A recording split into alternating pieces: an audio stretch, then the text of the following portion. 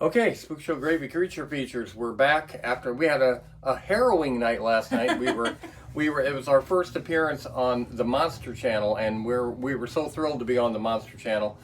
And I hope to be on a lot more. Hope so people can watch us a lot more. It seemed to go over well, or they could have been tricking us. I don't know. Were they tricking us? She was on the chat. She was talking on the chat a lot. She was talking on the chat. I was on it, but it's mostly all guys and they want to talk to the girls, so it's like I get it. It's no big deal. I'd be doing the same thing. But yeah, we'll talk about that in a minute. Today's movie is I Bury the Living. Isn't that cruel? Yeah, 1958. Same year I was born, and we thought this would be a good one today because Patty brought us some things, because Patty actually is a cemetery administrator. That means she buries living people, okay? So she brought us a few things from the cemetery that we're going to look at today. Nothing dead. Nothing dead. No. I told her, not this time. Maybe next time she will bring something dead. But no, she brought us a few things we're going to look at after sections of the movie. But yeah, so that's what we're going to be doing today. And I want to talk about briefly the fact we are on the Monster Channel now. When we first started this almost like a year ago, I was thinking, I'd like someday to be on the Monster Channel. I thought, I was like, good luck with thinking about, and we were. Last night we were. And it wasn't one of our best shows that we did here, but everybody seemed to like it. Seemed to be, we talk about stuff. We just talk about stuff. Rap, is that what we say? We just rap. We just rap. Yeah. No, we never say rap. we rap. Yeah, rap meaning we just talk. We just talk it out. Not actual rap, breaking it down. And Little rap session, Yeah. And yeah, so I'm glad we got that far, and we got things straightened out, I think, with the vortex, because I wasn't sure if we were going to go back on there or not, but it looks like we are going to go back on there. So yeah, but because I know, I can't speak for everybody, but I know her, for example, she's wanted to be a horror host her entire life, and I'm doing everything I can to get her career in horror hosting in it, because she's just, it's been a dream since she's been a little girl. Just a little teeny girl. Yeah. She's wanting to be a horror host. No, actually, I wanted to be the horror host. I'm making her do this against her will. Yeah. I do it free will. Yeah, she wants to do it. Yeah, she's not really horror host material, as you want to put it. She's not a cornball. She's not funny. Yeah. She's so this isn't her realm, but we're using her anyway. She's who we make fun of sometimes because she's different than us. Okay. Yeah. So a little bit more before we start the movie here, because we're hoping that we get enough notoriety. There was a fly on your chin.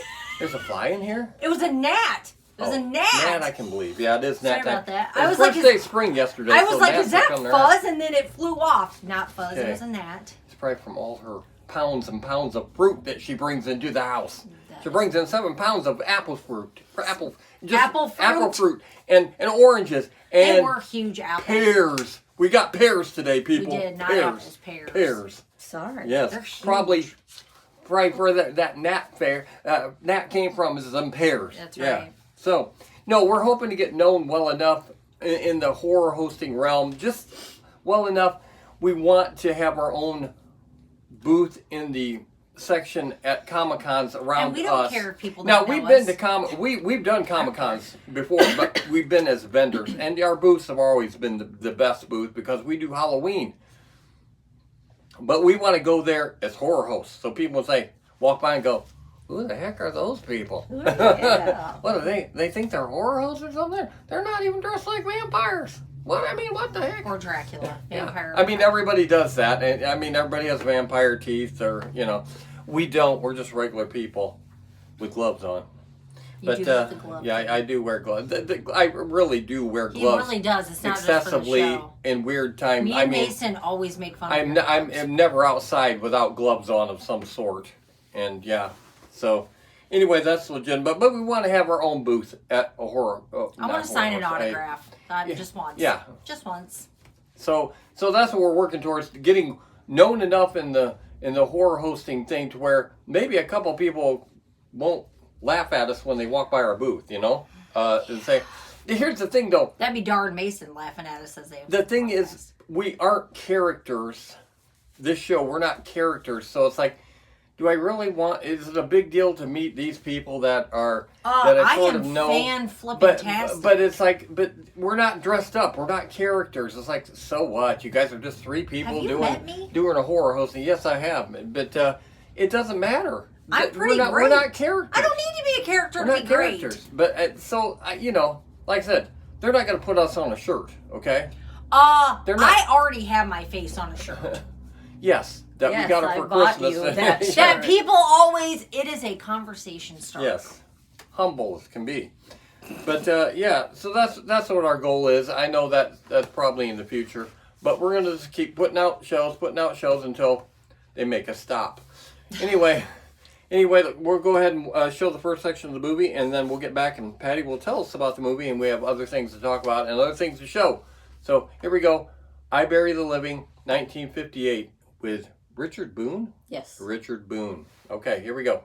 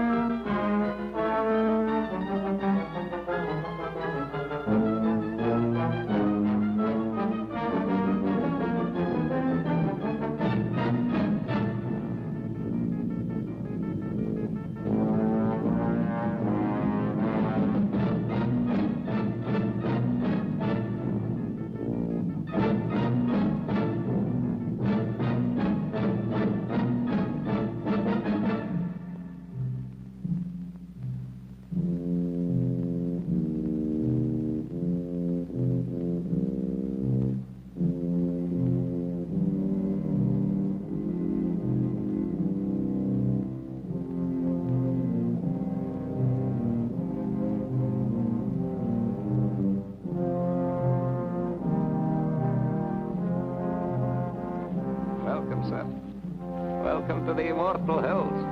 Thank you.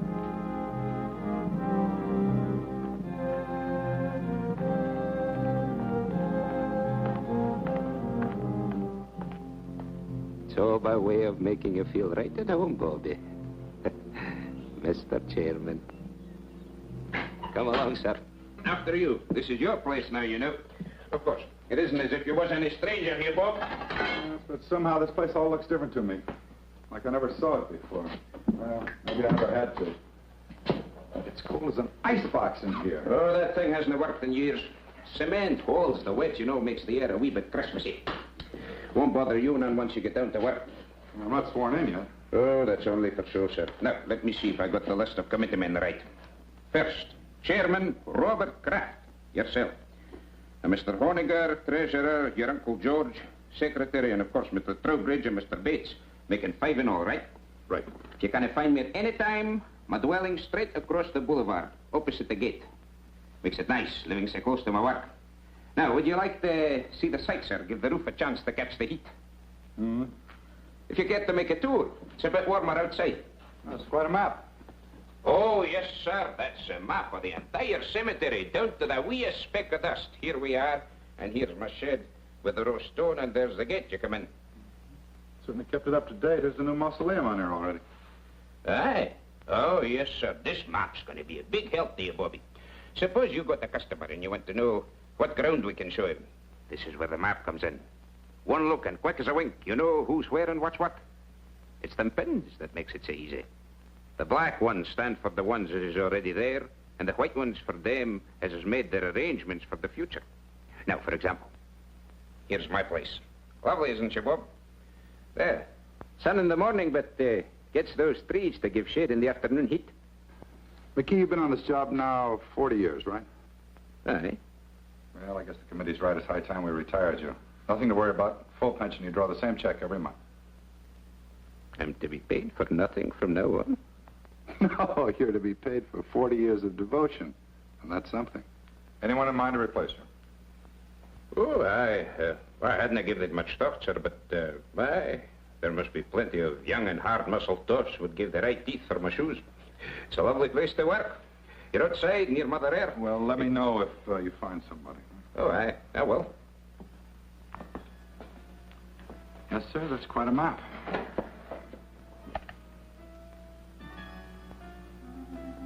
Pardon me, sir. I just wanted to show you where we keep this in case of emergencies. No need to worry, though. We haven't had none yet. Oh, you expecting visitors, sir? No, but that sounds like Stu Drexel. Oh, aye. Drexel and Pretty Beth Ferris. Did I hear they was promised? Looks like they're hitched.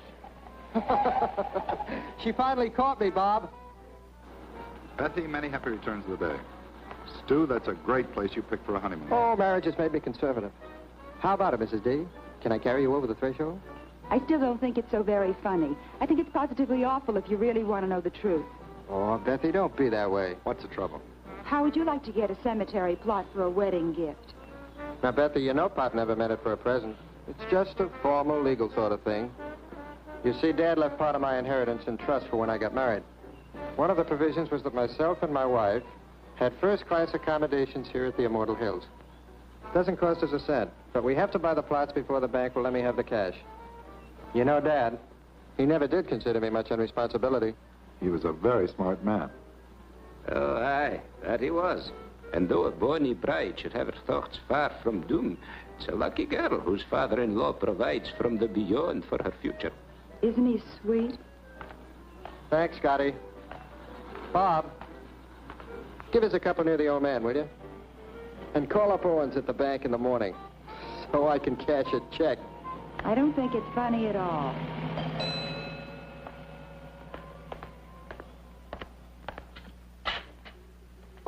From the last administration, sir. Folks get a wee bit rocky when they come out here sometimes. Best to be prepared. Down the hatch.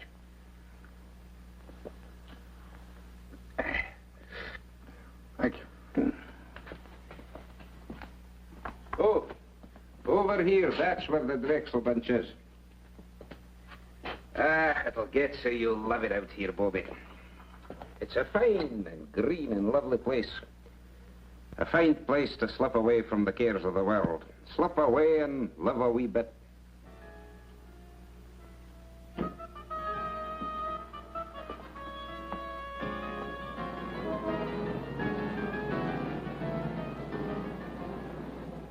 As retiring chairman of the Immortal Hills Cemetery Management Committee, George, I haven't got... it is now my very great pleasure to announce the appointment of Robert Kraft, president of Kraft's department. Now, George, don't shush me. You railroaded me into this. Now, wait a minute, Bob. It's your turn. Last year was his turn. The year before it was mine. Nobody refuses to take the chairmanship. Partners, Henry. President of Kraft's department store. Why? Nobody ever has. It's just not done, son. Well, can you give me one good reason why I should take over the management of a whole big cemetery when I'm up to my neck in my own business? As retiring Hold it. Of course I can. Tradition. Particularly for us Crafts. You always harp on dignity, honor, prestige. Well, how do you think we got it? Because your great-grandfather, your grandfather, and your father served on every community project, board, and committee that was ever created. They served for free, but they did it for business. That's what a fine family has to do in this town. And you can't refuse to do it without losing a lot of respect from our customers. And another thing, it's just not done. Well, pass me over till next year. I'm up to my ears. Bob, do you realize you're talking about only a few hours a month at the most? McKee, the caretaker, handles everything. All you do is show up once a week and sign the checks. It's getting late, George. Proceed, Henry. Raise your right hand. Well, what about Bill Honegger? Raise your right hand. Do you, Robert Kraft, swear to discharge the duties and responsibilities of this office faithfully and completely to the utmost of your abilities? I do. Congratulations, Bob. Thanks, Mr. Trowbridge. Thank you, Uncle George. Okay, Miss Lane, you can put through his calls now. Thank you, Mr. Watson. I'll ring him for you now. Hello. There's a guy named Watson on the phone. Says it's urgent. You know him? Of Olds and Watson? Olds and Watson, you know. Oh, the Undertaker's swell. Hello. Well, thank you very much, Mr. Watson. I'll do the best job I can. Yes, sir. Oh, you're kidding. Well, sir, don't worry about it. I'll take care of it myself. I'll be there within an hour. Yes, sir. Thank you. Well, what about this ad? I have to wait. I'm sorry. Well, now, call McKee. You don't have to go up there every time. This is different. Somebody prominent? Stu Drexel and his wife. Stu and Betsy. No.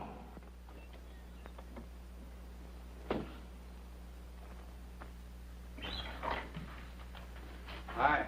Hi, Jess. McKee, this is Mr. Jessup of the Milford Herald. Hi, Jessup. Oh, the west slope between the Pattersons and the Finleys. What else is new? You were my big news for the day. Asked about plans for the coming year, Kraft revealed the Immortal Hills will install a drive-in bar to stimulate additional trade. I'm stuck with the obituary detail. Boy, it's cold in here. McKee, let's get that heat on that letter tomorrow. Huh? We better get ready for the interment. Aye, that'll be done, sir. And you better change the Drexel pins. Black instead of white. Oh, they already got black things, sir. Oh, who changed them? Well, now, the last I remember was the very day they come out here to give you the order, and you stuck in 2 pens. Yeah, I guess that's right. I must have picked up the wrong color. Hmm? Well, nothing. It's just a little weird, that's all. What? Well, the kids came out here right after they tied the knot. They bought a couple of plots. Stu was complying with some technicality in his trust. And it was all very cute. We had a couple of laughs. And afterwards, I jabbed 2 pins in the map, white pins, I thought, just to make it official. And I hear today they've been killed. And the maps had them on the blacklist all the time. Okay, so what? Well, nothing. It just made me feel a little eerie, that's all. I think he means he marked the young couple for death, sir. Yeah, I guess that was it. That must have been the feeling I had. Well, it's funny what'll go through a guy's mind, isn't it? Do me a favor, McKee. If he starts fooling around with those pins again, be sure he stays away from the west slope, between the Pattersons and the Finleys. Indeed, I will, sir. Hi, Annie. What are you doing out here? I had a luncheon date, but I was stood up. I know a nice little place down the street. I just might take you up on that. I won't hold my breath. George told me about Beth and Stuart, and I just had to see you. Made me think how lucky we are just to be alive and together. And this is Mr. McKee. This is Miss Craig, my fiancée, Andy. How do you do? Miss, would you be wanting me for anything else, Bobby? No, thanks, Andy. Bob. What's wrong? Well, nothing. I'm just a little depressed, that's all, but you'll take care of that. And I kept wishing we could keep our appointment. Oh, rendezvous, if you don't mind. Your gray flannel is showing.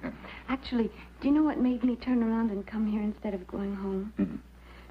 Well, I was driving along, feeling rejected. Mm-hmm. And then all of a sudden I saw you very clearly in my mind. Bob, it's just that you're too attractive. After all, president of a department store and in charge of the Immortal Hills. Irresistible. I saw you and I heard you.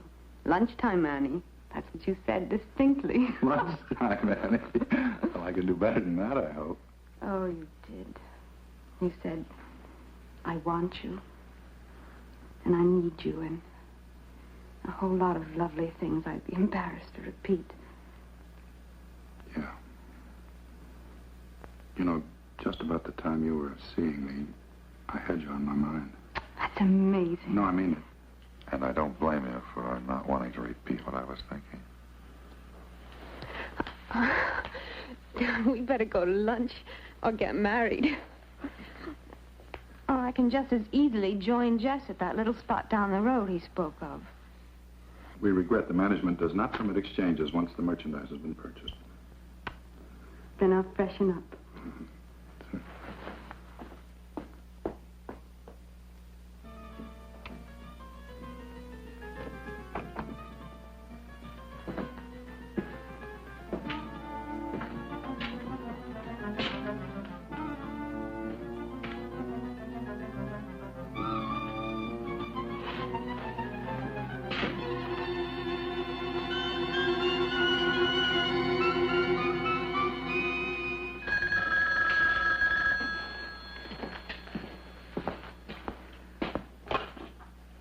Immortal Hills Craft. Hi, Carl. No, terrible. No, I'm sorry. The funeral's been confined to the immediate family.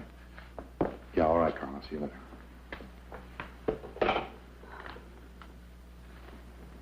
No, no.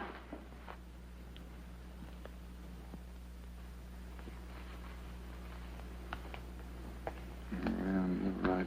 What? You're right. We are lucky to be alive and be with each other. Come on.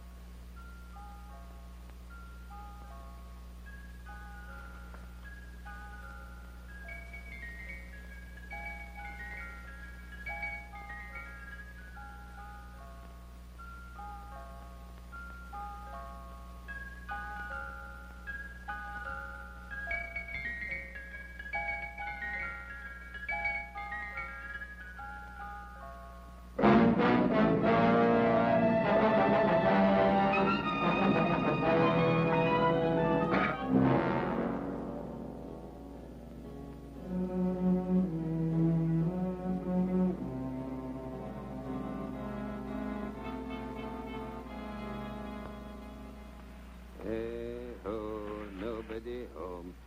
Eat nor drink nor money have none. Still, well. Hey, Bobby!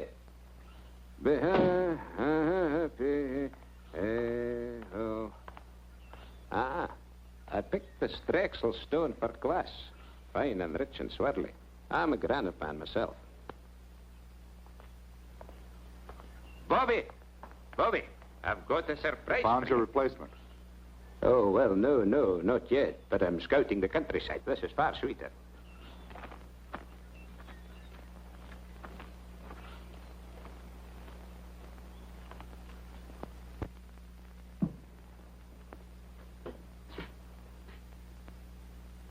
This is what I call getting things done. Okay, you should have been an executive.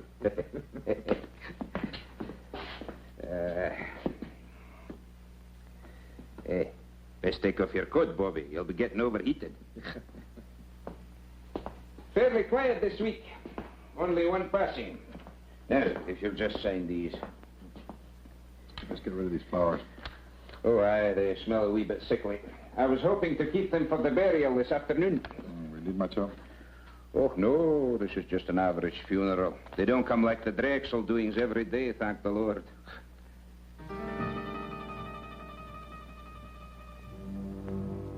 McKee, this bill for W. Isham. What's it for?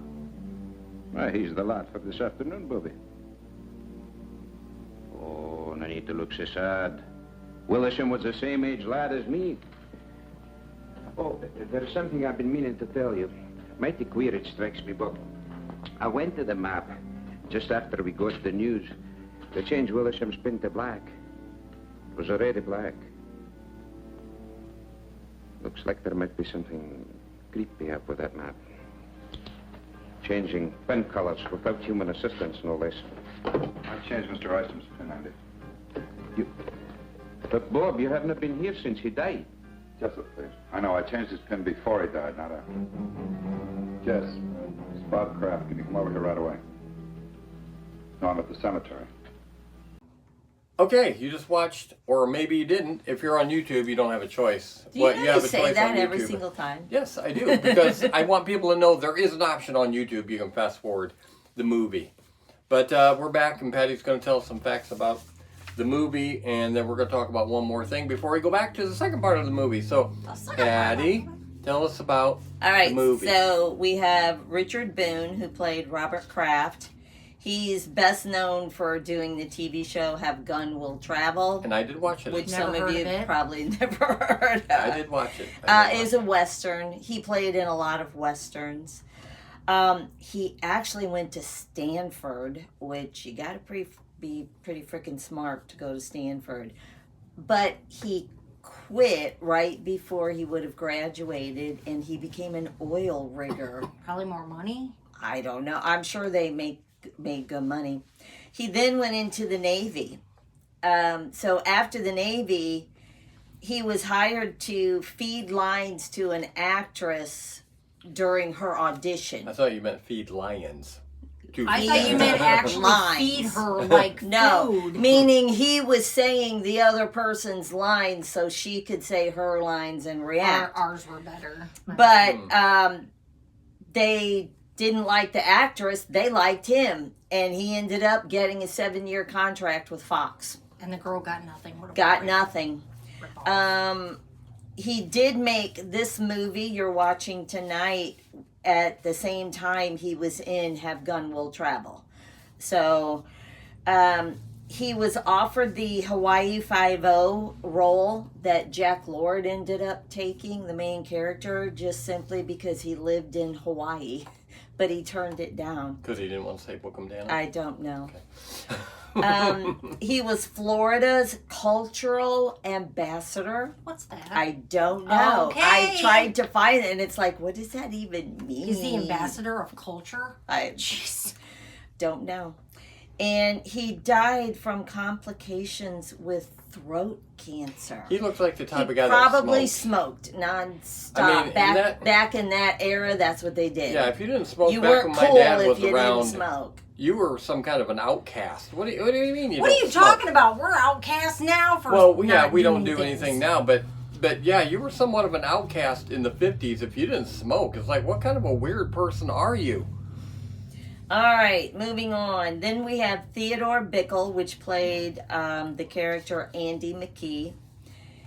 He actually started out as a folk singer and guitarist. In 1969, he played Tevye in Fiddler on the Roof, which is the main character if you've never seen that. Never seen it. It was on Broadway, and it was the longest running musical in Broadway history. Until Cats came along. Have you ever seen Cats? Oh, God. I'm so glad I did not go to the liked theater it. and watch that. But I'm a music person. I was expecting so much, and it's like, this is stupid. And I found this very interesting. He was a member of the Mensa International. What's that? Oh, Mensa, you have to have very, very high IQs to get in this. Okay, but you got to be super, super Is that a smart. college or something? Well, they do. No. It's almost like a club, but it's an international thing, and you have to Was be... he an international You have to man? be Mystery. tested before you can even get it, because your IQ has to be at a certain level. But what do you do in it? You're just so freaking... It's just a bunch of You smart just get people? to say, I'm in Mensa. So it's a jerk thing. So I'm smarter than you are. Oh, okay, so that's Yeah. annoying. Oh, God, you got a lot of stuff there. So then we have Howard Smith, which his character was George Kraft. He started out in the opera. He had an opera career.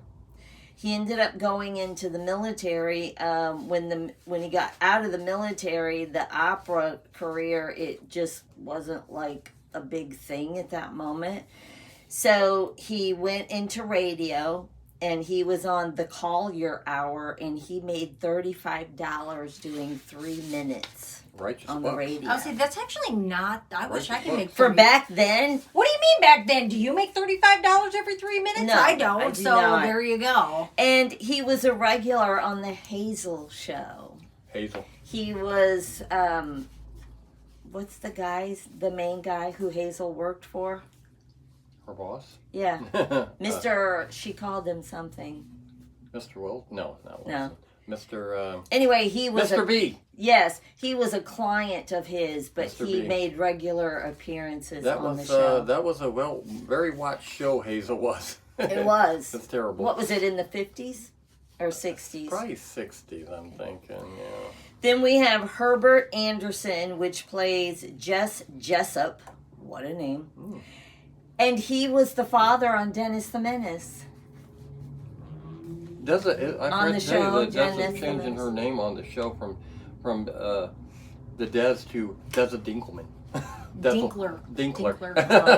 Deza Dinkler. Go ahead. Diggler. It's Diggler. Diggler. That's what I was going to say. I don't even know what you guys are talking about. You know what we're talking All right, then we have Russ Bender, which his character was Henry Trowbridge. He started out writing detective stories for magazines. I know back in the late 50s, early 60s, you could buy detective magazines and they had these stories in them. So rather than read a book, they would read the magazine. A girl on the front that was like half covered up, like she was being attacked and her clothes were being ripped. So he wrote a lot of those detective stories, and he stopped doing that when he went into the Army. And then while he was in the Army, he started doing theater. So Matt Moore, his character was Charlie Bates. This was interesting to me. He had 3 brothers and 1 sister, and all of them became actors. Every single one of them. And they all married actors. You know, you're hanging around, you know. I was just So it's like 5 children, all of them became actors, and they all married actors. That was just kind of weird to me. And that's it. You sure? That was long. I'm sure I could I think was of going to add something in something up, but I'll throw it into the end there. Yeah. Okay, thanks. watch section 2 of I Bury the Living, and then we'll come back and we're going to have Patty talk about and we're going to show some cemetery things. Here we go. That map's nothing but an old piece of paper hanging on the wall. All you do when you stick pins in it is to make holes in the paper. White pins, black pins, safety pins. It doesn't make any difference, see? Well, look, it's unfortunate that it worked out this way, but coincidences are part of everyday life. Some are funny, some are pretty odd, but this one isn't even good enough to make the back page of the shopping news. That's all it is, Bob, coincidence. Yeah. You're right, Jess. Thanks. That's okay. Sometime when I've tied on a real headbender, you can do the same for me. What's your trouble? Well, nothing, but I've been through all this before. The grass, and the quiet, and that sound. I never knew what it was. It's the sound of a name being cut into a headstone. Yeah, I've heard of people who thought they'd been through the same bit before in their dreams. I think it's even happened to me. What would you say if I told you this happens to me regularly? Ever since I was a child. Sometimes as often as every other week. I'd say you were sensitive or exaggerating. Third floor sportswear, 9280 gross. Compared to 8500 as the same date last year. Basement sportswear. I'm going to call Bates and Honegger and Trowbridge right now and tell them I'm quitting. Don't worry, George. Nothing drastic will happen to the store. My mind's made up. You mean mixed up. I've lived in Milford all my life, and I can't remember any man who ever let that place get the better of him. Why, when I was chairman, I'll bet I stuck the wrong colored pins in that thing 12 times. If I ran out of one color, I used the other. You've only been down there a couple of times. George, I put black pins in the map for the Drexel couple the day they were killed. I didn't think anything of it at the time. And then I took a white pin out of the map, quite at random, and I put a black pin in its place, and today I find out the old man it belonged to died during the week.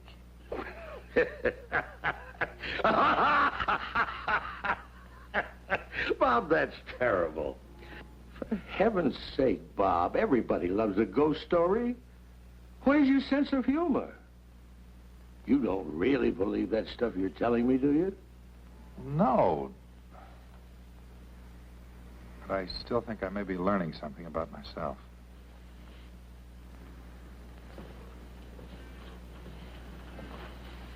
Where are you going? Oh, I think I'll just take a run out to the cemetery. What for? Sounds like it might be fun. After all, I've been trying to find some way to wipe out our competition for years. Good night, George.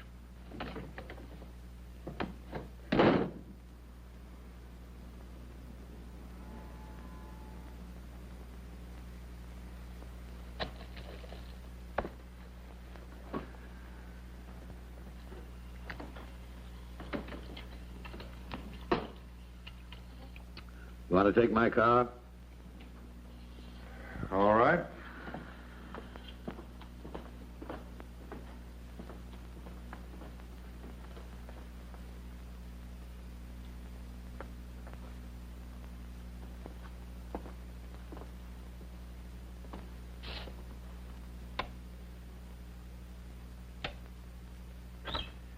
Won't be but a moment, sir. No, don't bother, McKee. I think I've got it.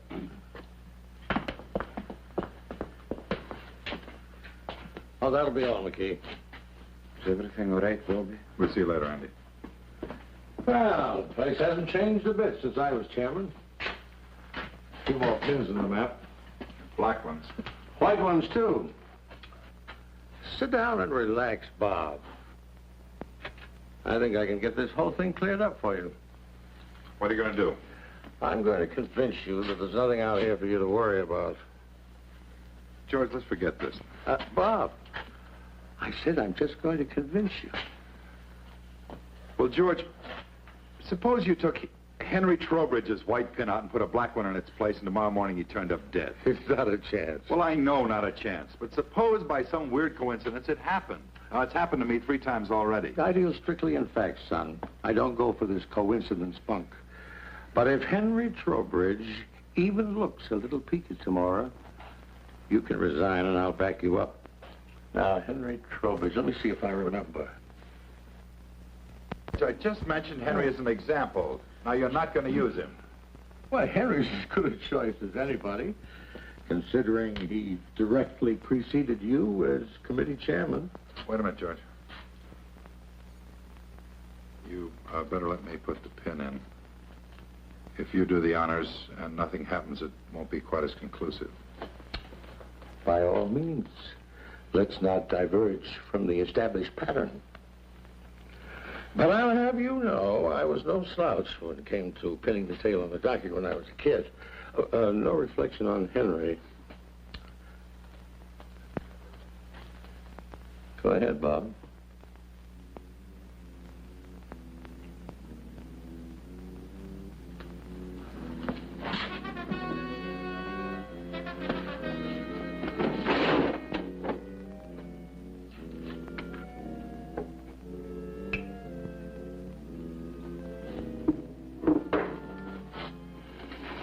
You better call Henry and tell him what we did. He'd only think we were kidding. No, he'd believe you. Then he'd call my physician, and he'd reserve a nice quiet room for me at Providence Hospital. Let's keep this quiet, my boy. Henry can't complain. After all, if his term had run a week or so longer, he might be having the willies instead of you.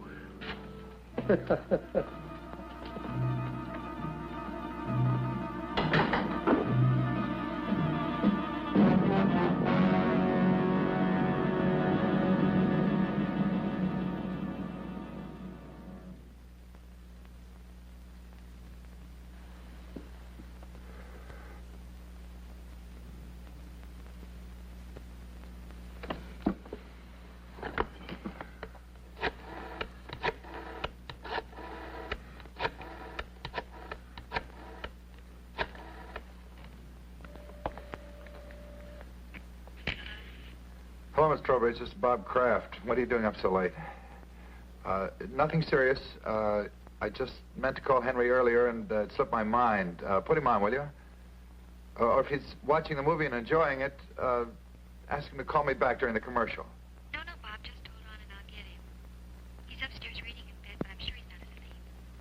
Well, I hate to disturb him. You just hold the wire, Bob.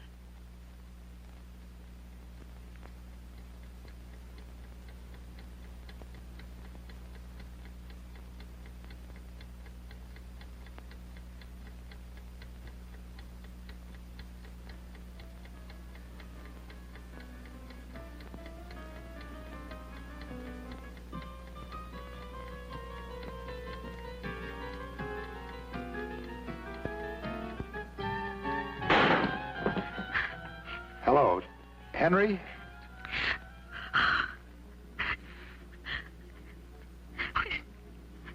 He's not breathing, Bob. I've got to call a doctor. I understand. I'll hang up right away.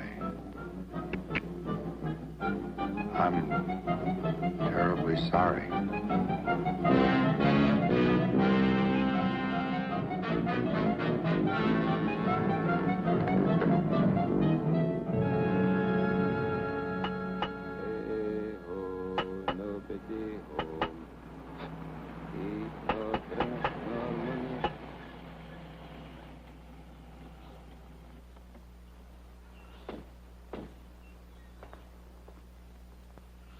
Wait here. This won't take long. Morning. How do you do, sir?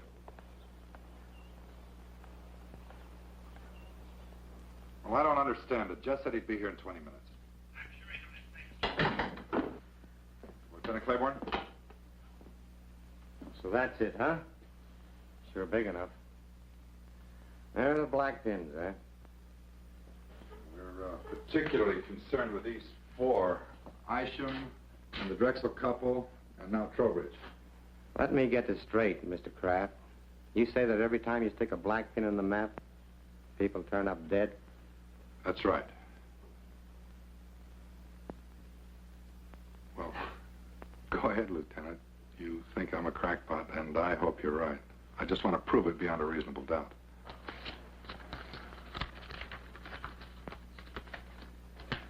Stewart and Elizabeth Drexel, DOA, Emergency Receiving Hospital, result of highway collision. William Isham, cause of death, cerebral hemorrhage. Henry Trowbridge, coronary thrombosis. Well, the rule is this. Where no evidence of homicide exists on initial investigation, the matter will be dropped. Investigated, found nothing. Sorry. Jessup? What's new, or should I say real? Nothing like murder, if that's what you're after. I'm sorry Bob saw fit to disturb you, Lieutenant. No harm done. What do you make of it, Jess? I keep telling him it's just coincidence. Yeah. If I were you, Mr. Kraft, I'd take a week or two off. Take it easy. You'll forget all about it.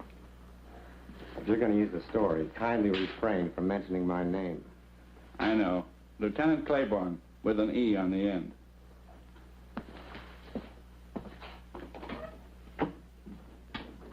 Boy, I think 4 deaths could appear so flimsy to a policeman.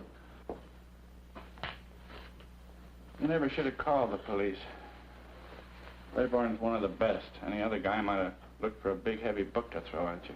Yeah, maybe you're right. On the other hand, maybe that thing's dangerous. Really dangerous. Or maybe the element of danger is in a man. In me. Bob. Is there something different about me, Jess? I'm really beginning to wonder. Hey, buddy. If there is anything to this map, don't go blaming it on nameless forces. Maybe somebody's trying to scare you. Could be you got an enemy or two.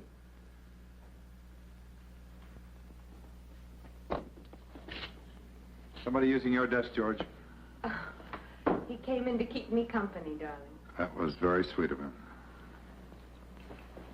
Oh, darling, you must be dead tired. I'm all right. No sleep, and then to have to go back I'm out all there right. again? There's no crime in needing a good rest. George, I've got some correspondence to take care of. I've already taken care of your mail, and I took the liberty of making reservations for you. Flight 33, leaving for Miami at 5:45. My pal Sanford owns one of the finest hotels on the George, thanks anyway. There's nothing I'd rather do, but I can't possibly go now.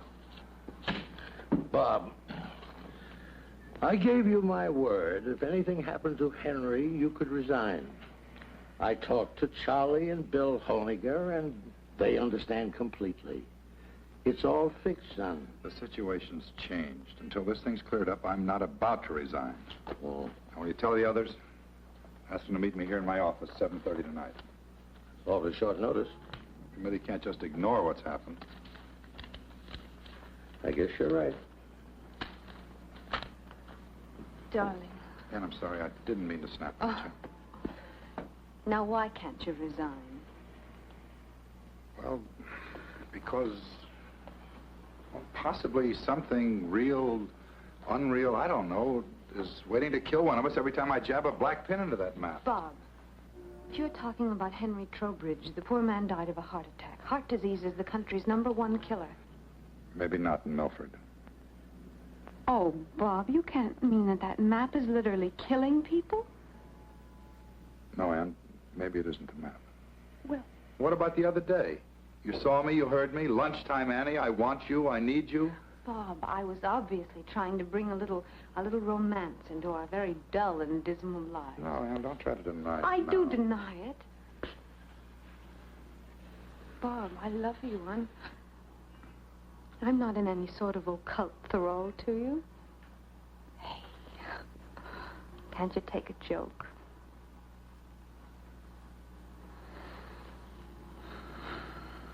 All right, then I was lying too.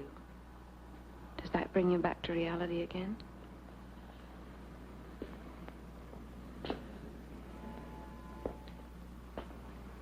Bob, I think we better take advantage of those plane tickets. George's Mr. Sanford's could be best man. The offer's awfully attractive. I love you so much. And if you're going to cry, do it someplace else.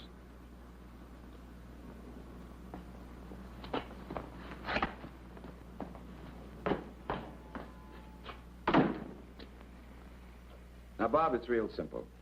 We're willing to play ball with you. If you want to remain chairman of this committee, we wouldn't think of trying to dissuade you, because we have confidence in you. Full confidence. All the confidence in the world, Bob.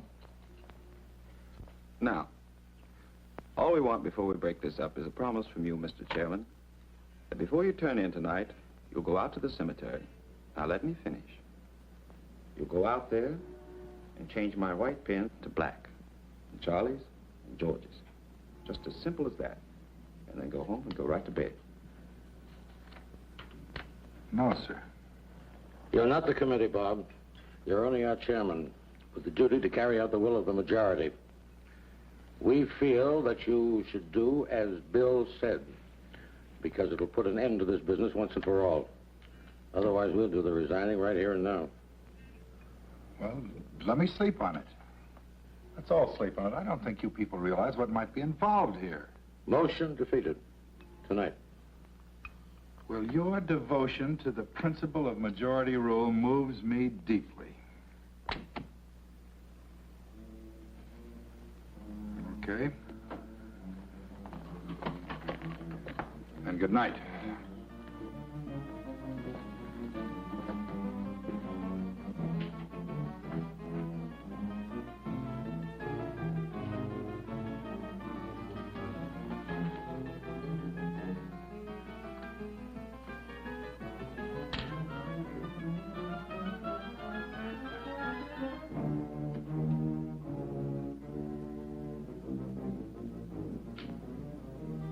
Charlie?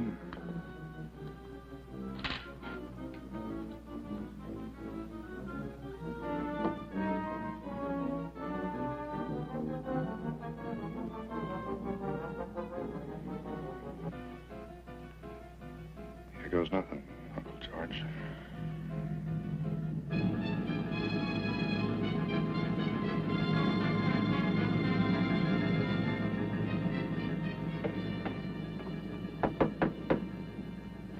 Who is it? It's me, Bobby. Open up.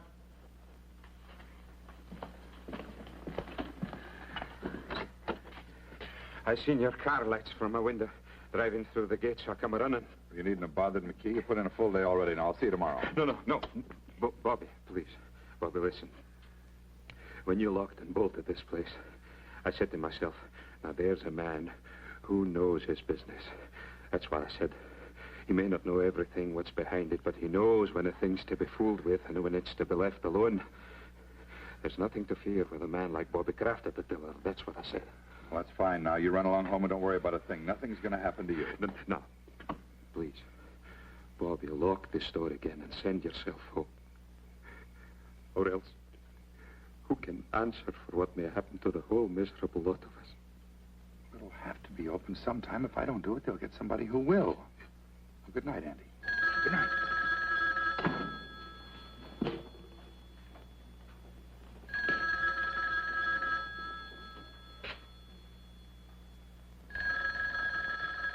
Andy, go home.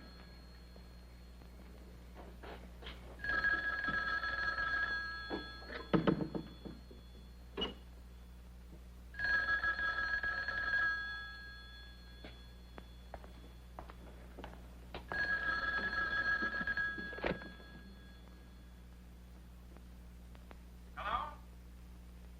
Is this the Immortal Hill Cemetery? What do you want, Jess?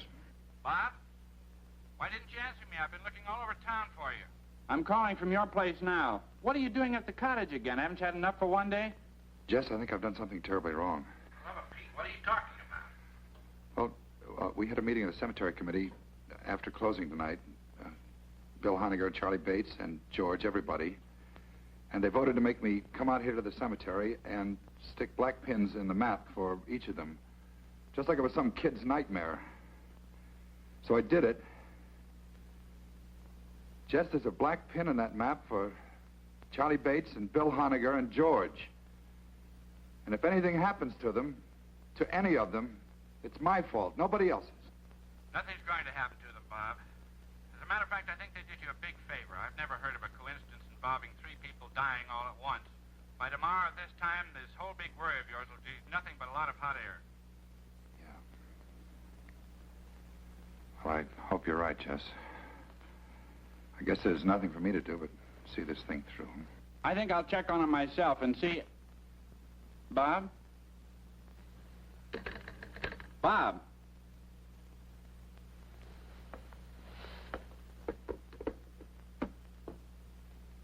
Honegger, Bates, and George.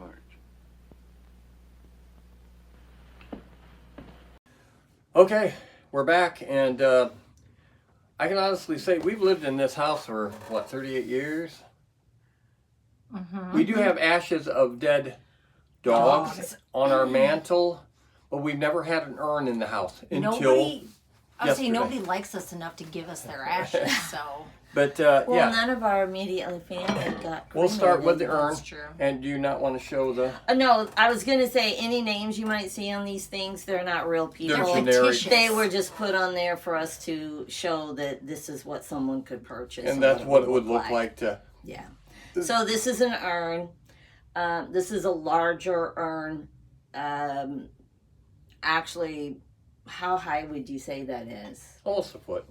Because we have glass front niches, which is basically, it's a square, and the front is glass. So anything you put in it, you can see it, and it's a whole wall. I don't think with that would fit in there. Our glass front niches are 12 by 12. Oh, that And would... that's why I asked. This might not fit in there. It so, would be, yeah, I so don't if know. you purchase one of those, and those are the most expensive See, we thing kinda in wanted the to be in- cemetery. we kinda wanted They're to be like in one. $10,000 to get one of those. And we wanted to be in one so we could be on display with our ashes. Because and it's then we it's were gonna, in a building. We were going to put the bulldogs. So when it's bad Bulldogs, weather please. or it's cold or super hot, you get to feel comfortable coming and visit your loved one by being inside a building. They act like multiple people are going to visit them. I don't Yeah, know I what was they're gonna talking say. about. No, I'm Other just than talking Dar. people in general. Other than Dar, I can't think of Dar, it. I'll be there more than Dar will be Dar will. there. He's really kind of... So anyway, I couldn't get this lid off. You said Oh, that I you did. did. Just- Okay.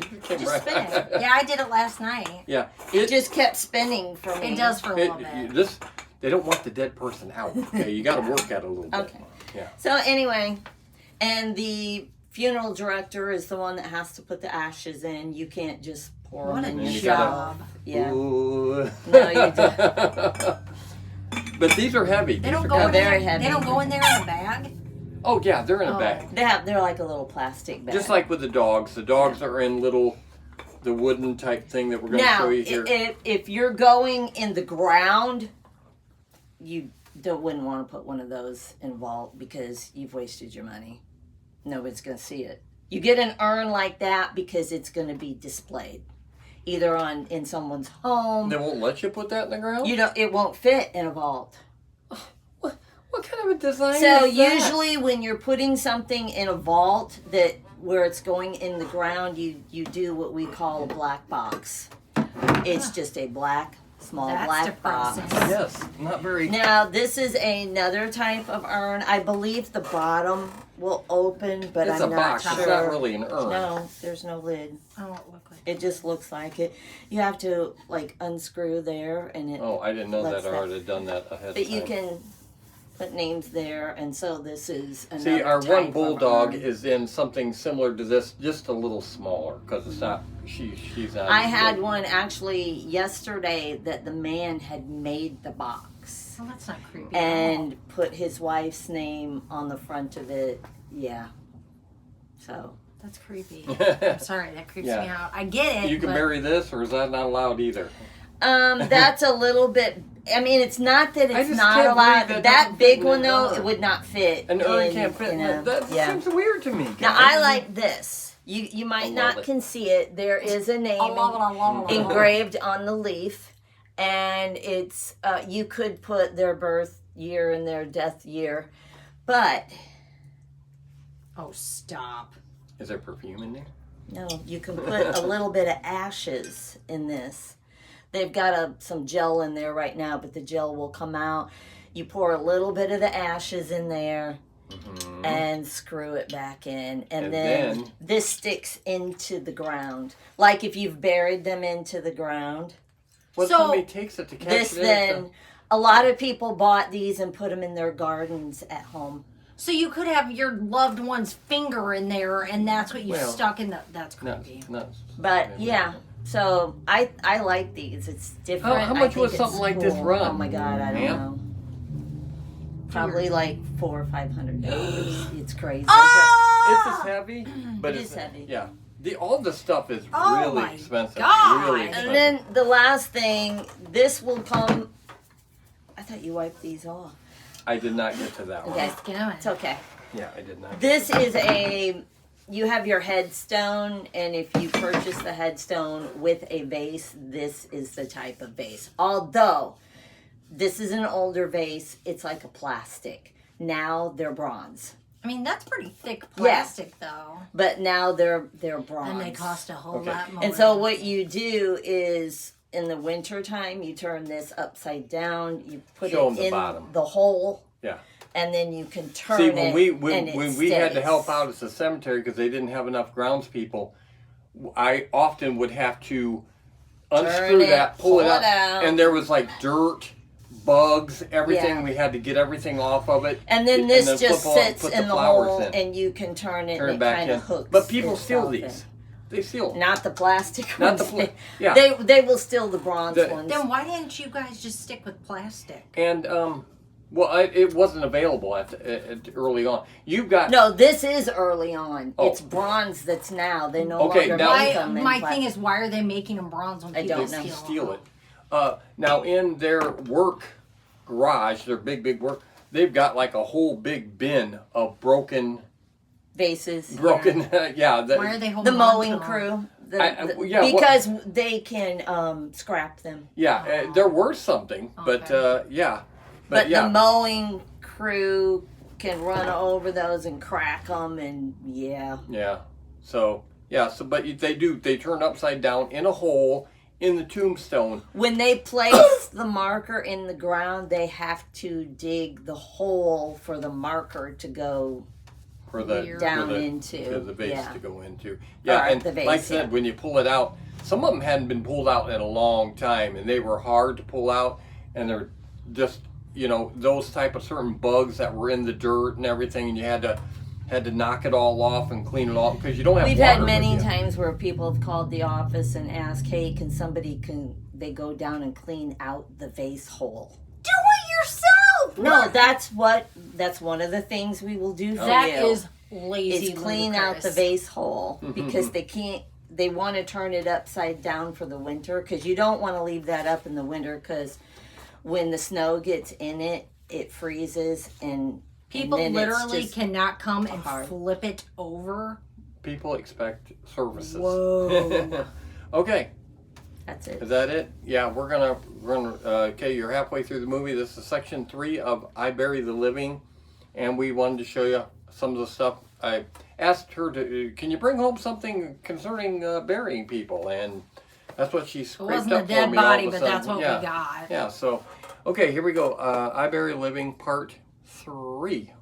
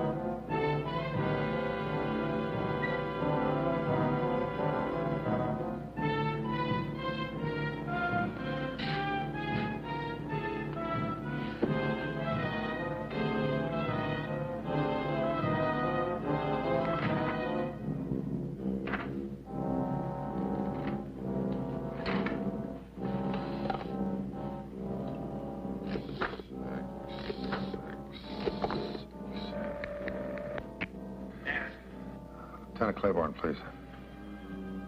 Homicide. This is Homicide, Sergeant Gray. Lieutenant Claiborne, please. Not here. Can I take a message? Sergeant, this is Bob Kraft, Kraft's department store. Oh, sure. Oh, wait a second. Wait a second, I'll check. Mr. Kraft, are you calling on police matters or just something personal? Well, it's a little bit of both, Sergeant. Drive at Adams 1311. Thank you.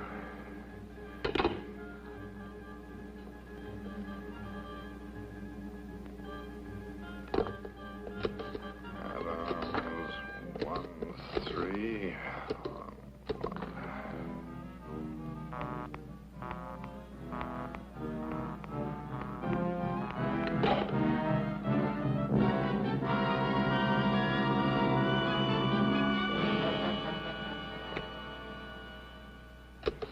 Adams 1311.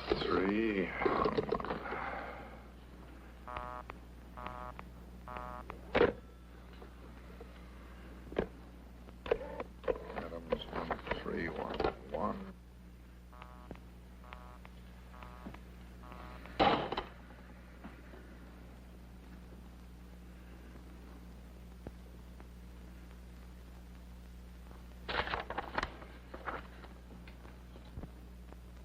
Bill Honiger, Adams 1311. Adams 1.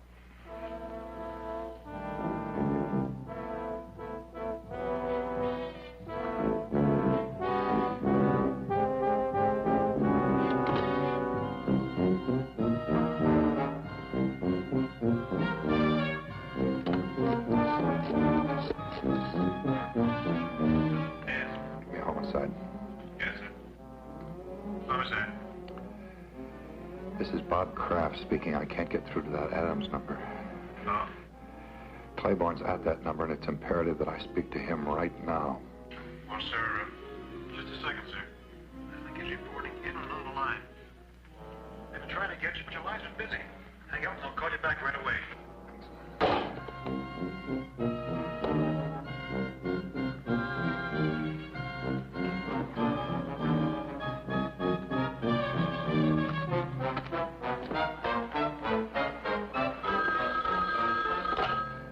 Something happened to Bill Honegger. Hello. Yes, Bob. Jess, I'm expecting a call from Claiborne. Hang up. Call me back in 10 minutes. Claiborne's with me. Let me talk to him. He's not here now. What's wrong, Jess? Bill Honegger's dead. As soon as I found out, I routed Claiborne out of the sack and filled him in on the whole wild story. We were over at Honegger's in 10 minutes with 2 squad cars detailed to cover Charlie Bates and your uncle. How did Honegger get it? Well, he didn't. That's the trouble. What? Poor guy just dropped dead. Nothing out of the ordinary. Bates? Charlie Bates? They found him in his apartment. Say it. No homicide. He just stopped breathing. George? George, yeah. I called and told him about Honegger before I left for Claiborne's. By the time the police got there, George had already left. Well, they'll find him, Bob. Don't worry. I'll be waiting for word about George. Let me know.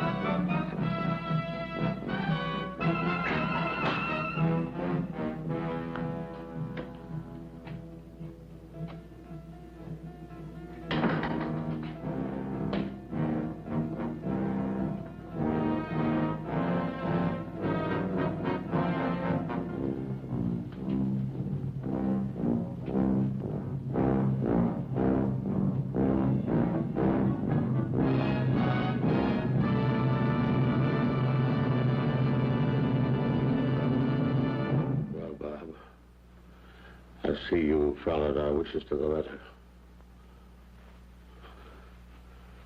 Come on.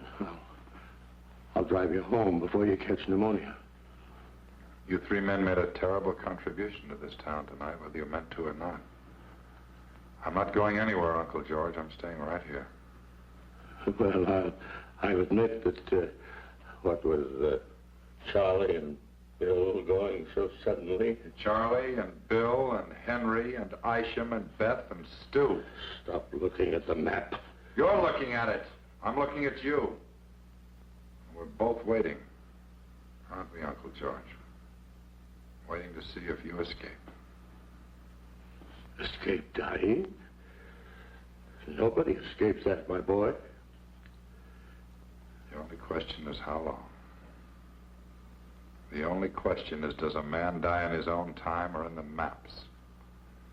So far, everyone's been forced to conform to its schedule.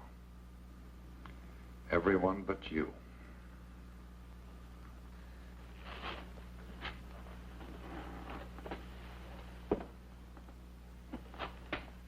That puts me back on schedule. My own schedule. If it makes you feel any better.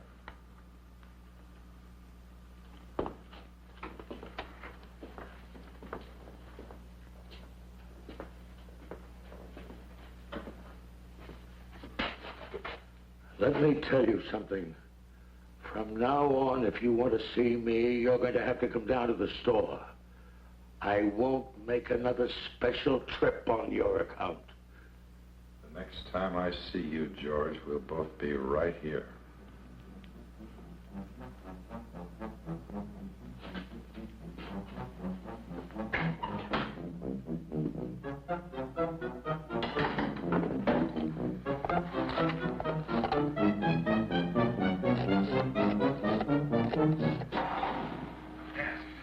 Homicide. Homicide. This is Robert Kraft out at Immortal Hills. Hayborn speaking. Lieutenant, my uncle just left here. I think under the circumstances, the least you can do is put a man on to watch over him, no matter how ridiculous the situation seems to you. Thanks a lot, Mr. Kraft. We'll take care of it right away. He's wearing an overcoat over his robe and pajamas. We put a description of the wire quite some time ago. And you do think there's danger? Sergeant, Kraft, George F. driving east on Bunker Hill. Road, probable destination, manor, apartments, big one. We'll have your uncle safe and sound in 10 minutes, Mr. Kraft. You'll hear from me.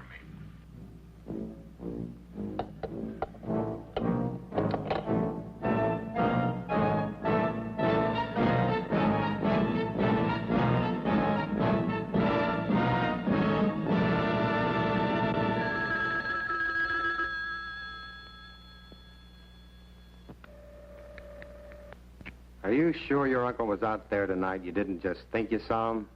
I told you he just left here. That was 2 hours ago, and no sign of him anyplace. I put out on all points after the first hour. He's not on the road, and he's not home. Hold the wire, Lieutenant.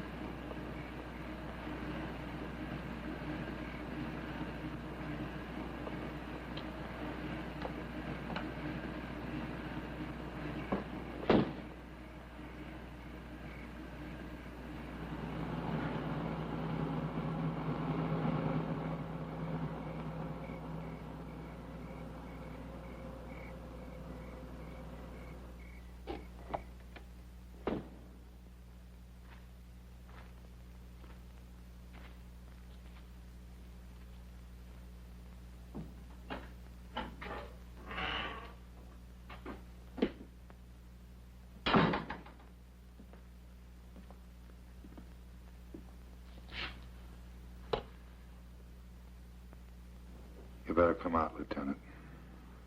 He's still here.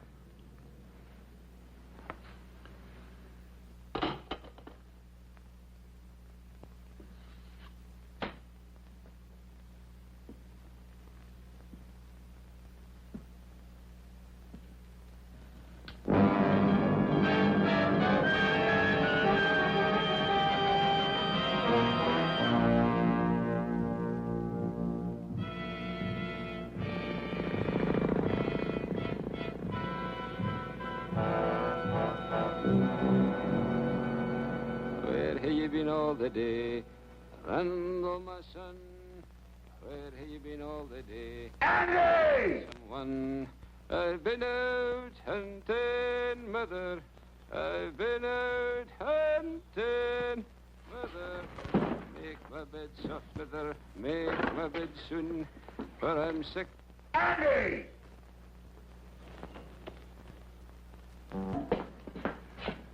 Vicky, I'm going to burn that stuff in the greenhouse if this heater doesn't work by tonight. Bobby, it took a whole lifetime of collecting for me to get the whole caboodle here. And see here, you haven't even touched your food. Man, you've got to eat if you want to keep above the ground.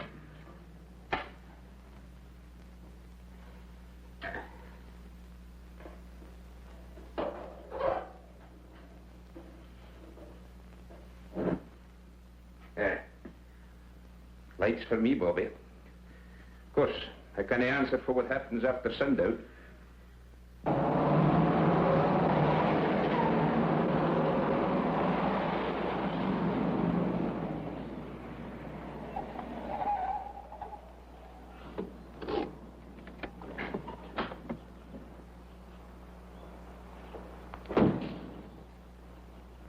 Better wait in the car.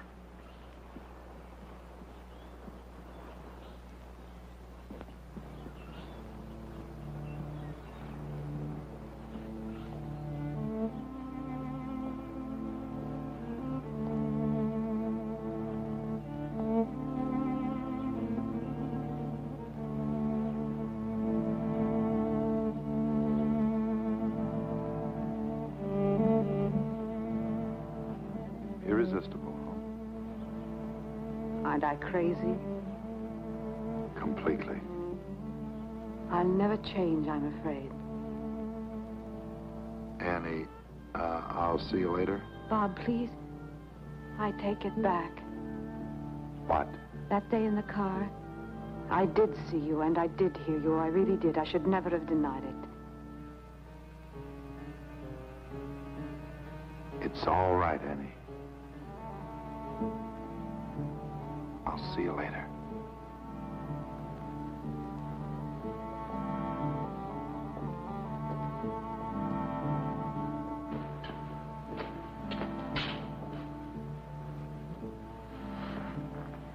You have a party named Jacob Mittel someplace in the map? M-I-T-T-E-L. William Porter? Sure. You know him? Yeah. We contact the French designers through Middle. Matter of fact, he's in Paris now. Better strike him out. Jay? Go ahead.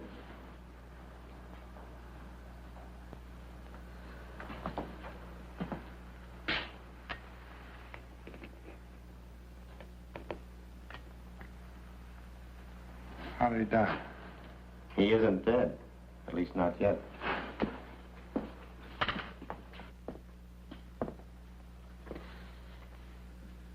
I know what you're thinking, Mr. Kraft.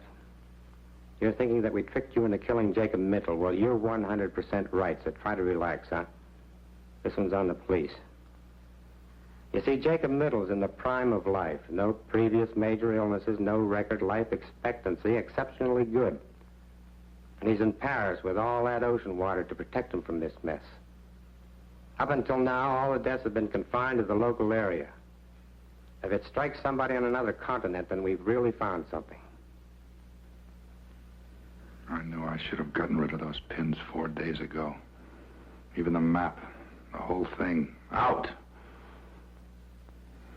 What I want to know is, what are you going to tell the district attorney is responsible for these deaths? We gave this case a real full-dress investigation, Mr. Kraft. Questioned you and all the other suspects and witnesses until the point of comedy. Found nothing. No motive, no opportunity, no suspect, no crime, no weapon. Except 7 pins went in. And the 7 people died, not 1, 7. Who put in those pins? You did, all 7. Other chairmen and so on have been putting pins in that map for years, and nothing happened. But with me, it isn't impossible for a certain kind of man to be endowed with powers that nobody had ever dreamed he could have. A lot of scientists claim that. Maps and pins can't kill alone. The power of a human brain has to be behind them. Like in the Indies, I guess, those voodoo dolls you hear about. Which doctor sticks pins in the thing until the guy in question is jinxed into dying. Of course, I know he didn't mean to kill anybody.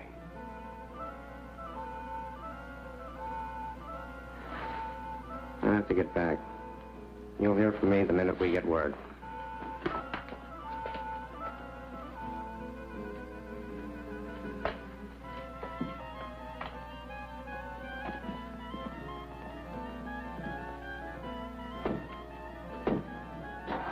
think I'd best be running along too, Bob. I think so.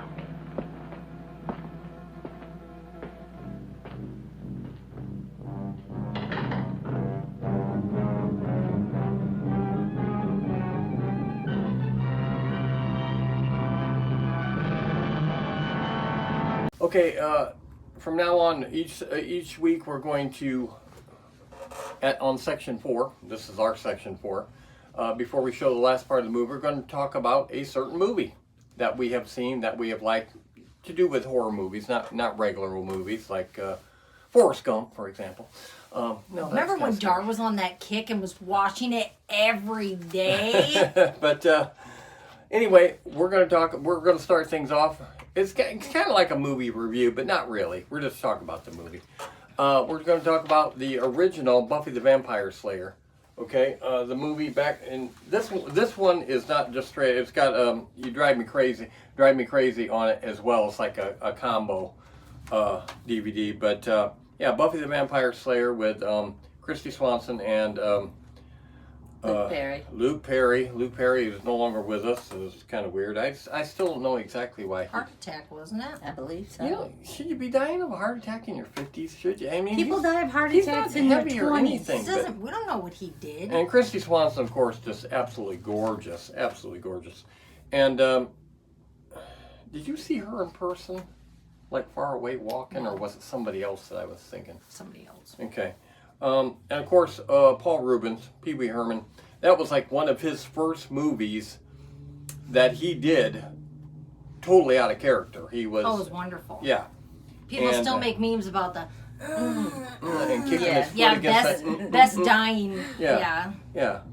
And of course, Rutger Hauer was the main vampire guy, and Donald Sutherland. Didn't Donald Sutherland just die here recently? It seems like he did. I don't know. I really don't know. But anyway, we went to the movies with Jessica at Scottsdale Mall and seen Buffy the Vampire Slayer originally, and I liked it a lot.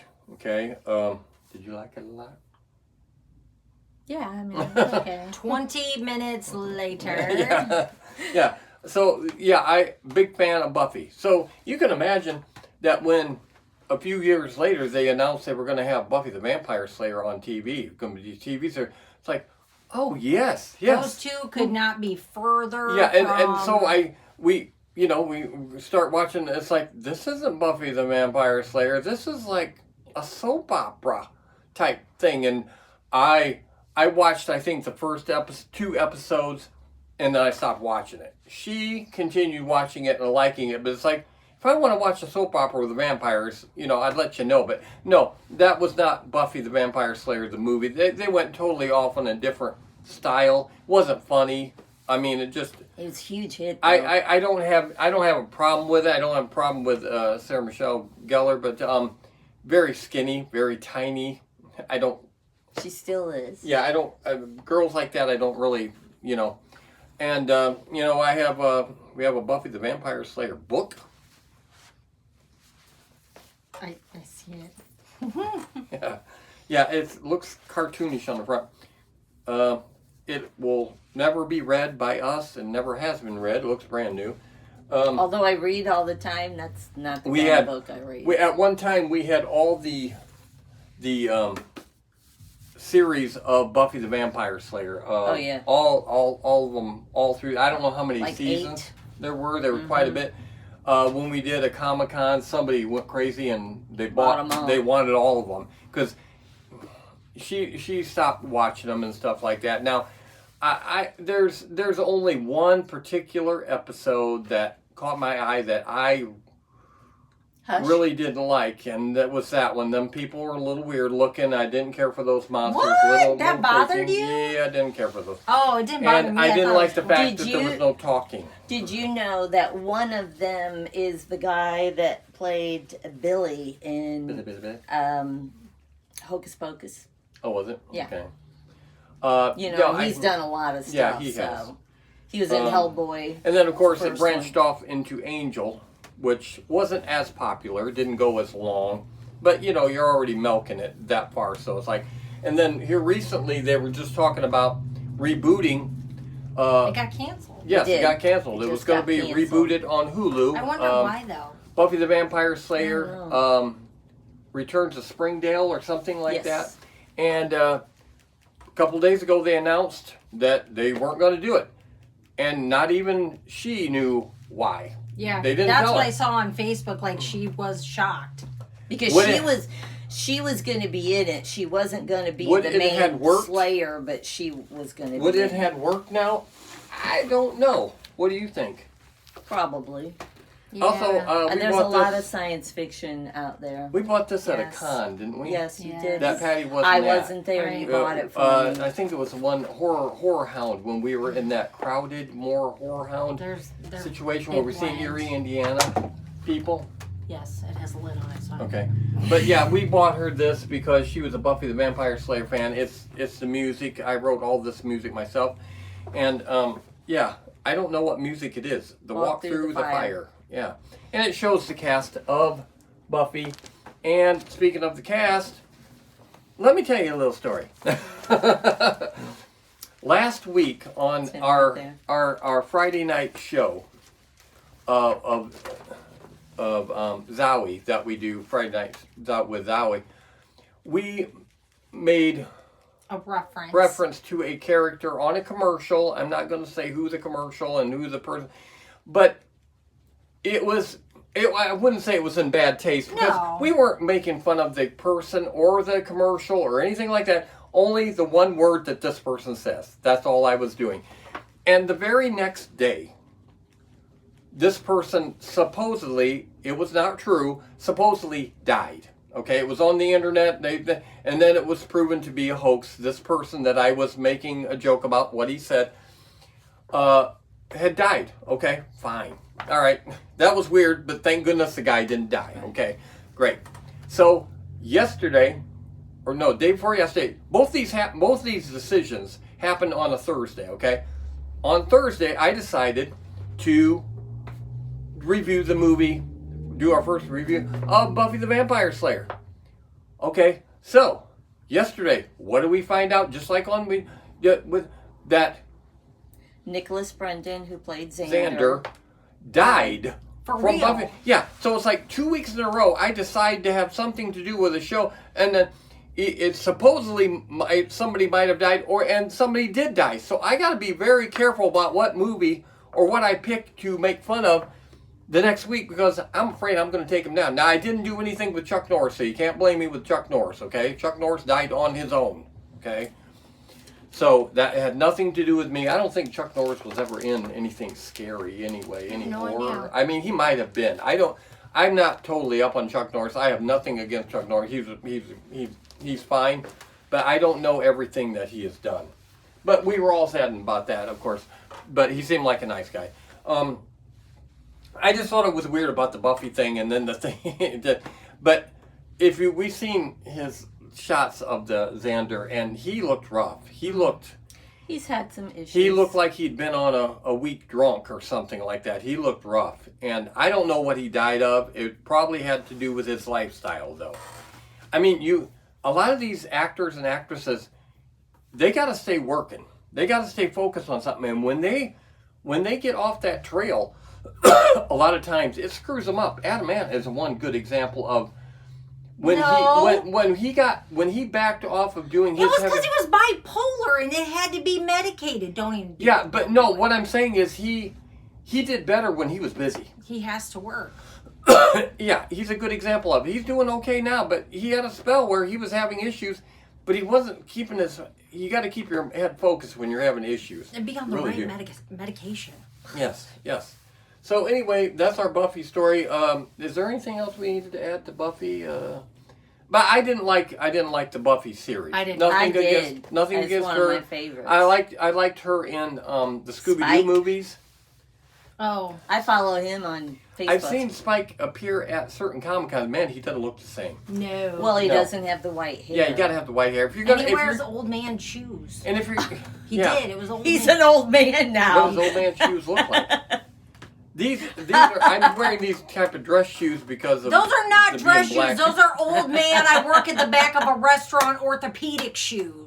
Well, when you go to funerals, you know, you have to You stand need around. restaurant wearing orthopedic shoes? Yeah, I got more comfortable because it's like shoes to wear to situations. It's like I'm not going to get these hard stiff. And if he has to work in a kitchen, he is Yes, ready to go. And I often do. So, all right, we'll let you watch the last segment of I Bury the Living, and then we'll come back with our our snack today is a drink. Yeah.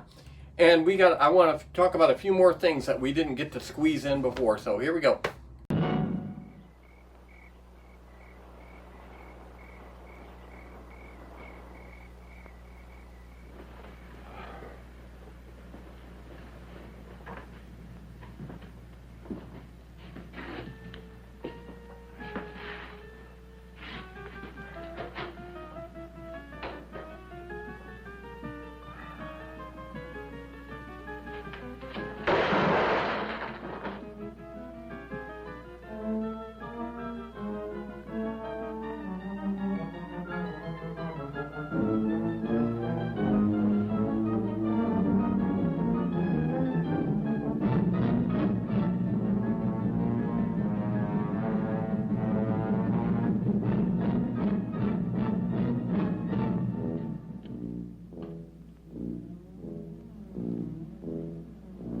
I destroyed them. Something in me killed them. Something in me.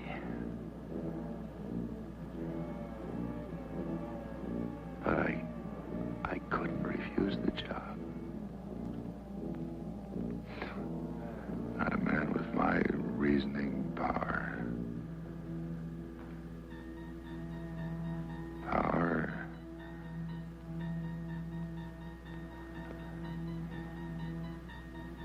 If I have the power of death using the black pens,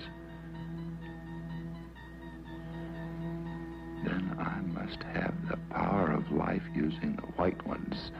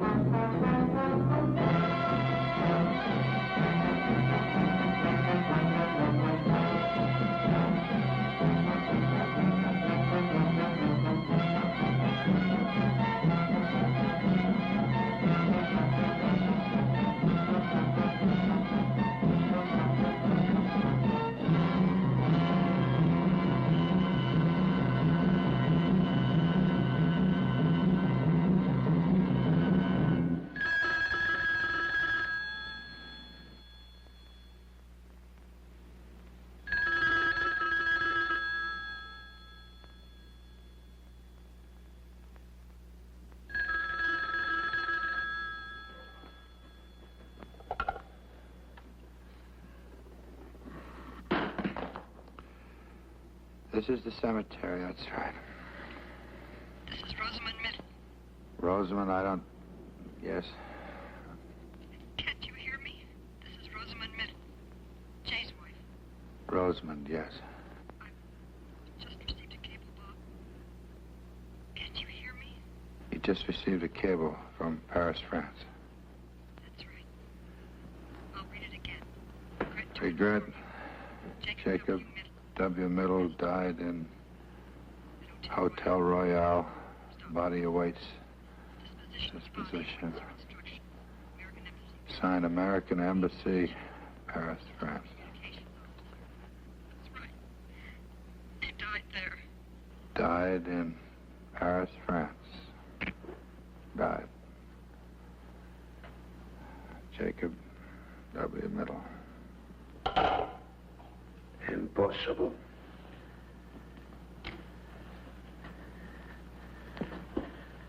Impossible, he cannot be dead. What? What? You still think that thing's the killer? Or your own puny power, Mr. Chairman? The only power you or that map ever had was me, so far as killing goes. You marked them for death, Mr. Chairman, but who did the deed? Andrew McKee. Oh, Andy. Why? You and your high and mighty committee, turning out a man with 40 years of service on the grounds. 40 years. I told you, Andy, a full pension. It isn't cash what keeps a man going, lad. What keeps his feet on the ground and keeps him on the job till the Lord makes him quit. The Lord, but nobody else. This is my hills, my lands, my activities. Aye. We come along dark road to put this gun to your head, Bob. Andy, we never tried to take anything away from you. Aye. I made sure of that. I snuck up on each one of them in turn when they was alone and held them fast like so until they went. Aye, even big old George, your uncle, left as easy as a baby. Middle. That doesn't explain what happened to Middle. Middle's dead. Will you stop that confounded talk, man? That map's not but a doodad. You fool.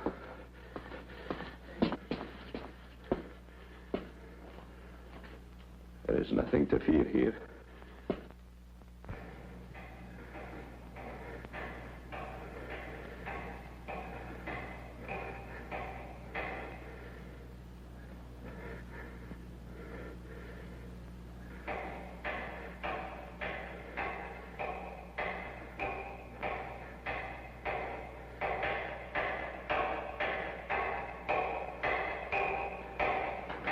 That map.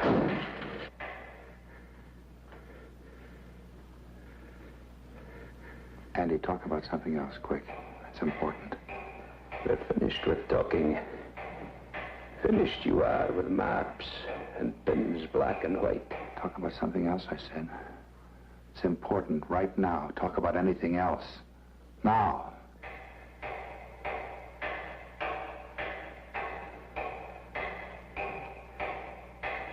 Why? Because I caused you to kill those people. Andy, you better get this straight right now. You heard that lieutenant. It's possible for some people to have things inside them that make other things happen. Nothing is impossible for a man like that if he thinks about it hard enough. I know you, Andy. You're no killer. I made you do it. You talked me into killing them? Then they could all be back. Andy, I never knew it. How'd you come for that? That noise. Can't you hear it?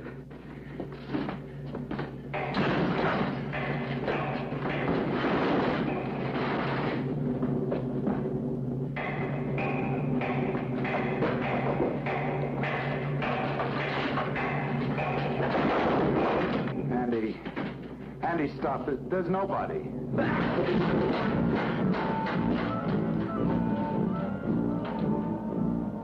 They could all be back. They could all be back. Stop.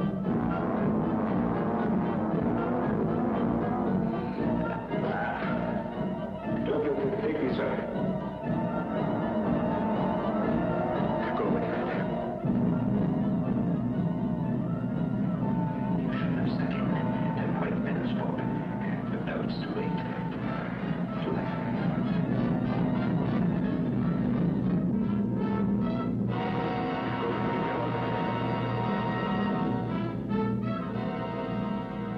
Little fight. Get me on the fight. Not the Andrex. Go away. Go away and leave me alone. Go away. Go. Save me, Bobby.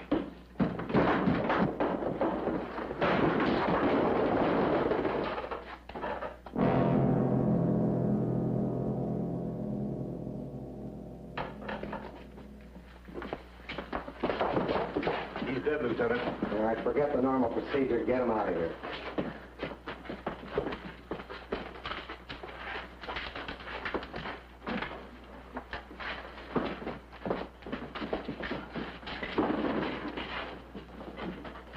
Exhibit A. He really didn't need it. They died of fright first, just like he did.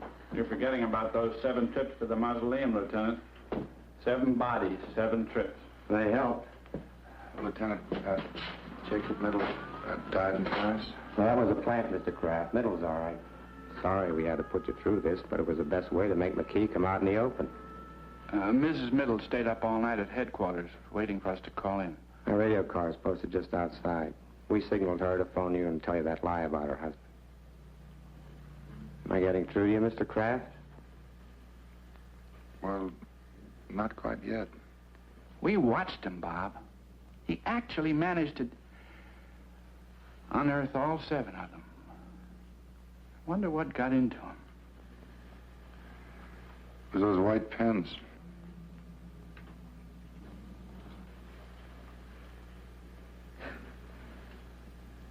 It was.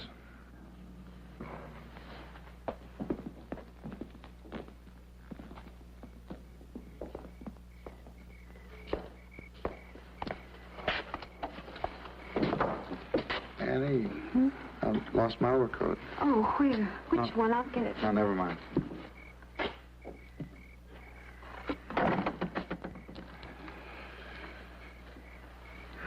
I think I can find it myself.